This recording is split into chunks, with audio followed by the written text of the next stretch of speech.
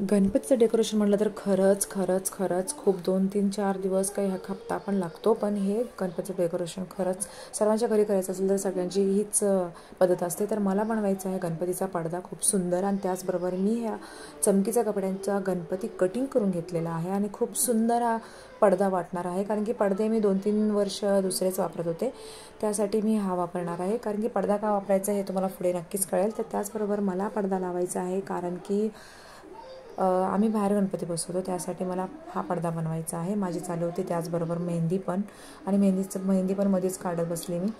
तर माझी पण तयारी करता करता आम्ही गणपतीच्या डेकोरेशनची तयारी चालूच होती. आणि आम्ही गणपती दारात बसवतो कारण की आम्हाला घरात बसवणं धार्जिन नाही आहे. त्यासाठी खरंच खूप जणांचा असा प्रॉब्लेम असतो की गणपती घरात बसवत नाही, त्यांना धार्जिन नसतं, काय ना काहीतरी प्रॉब्लेम येतात.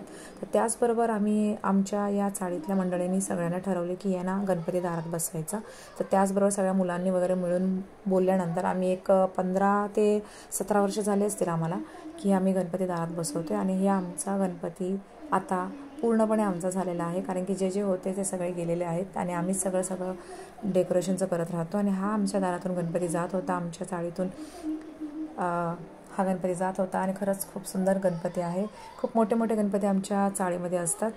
तर आता त्याचमध्ये आमचं काम होतं की यांना सगळं भाजीपाला आणा वगैरे खूप काय होतं. त्याचबरोबर लिंबू पाणी पिलं आणि मस्तपैकी आपली शॉपिंग करून घेतली. आणि डेकोरेशन म्हटलं की काय ना काहीतरी राहतं, पण असं पण प्रॉब्लेम होतं, मग ते पण सगळं करून घेतलं.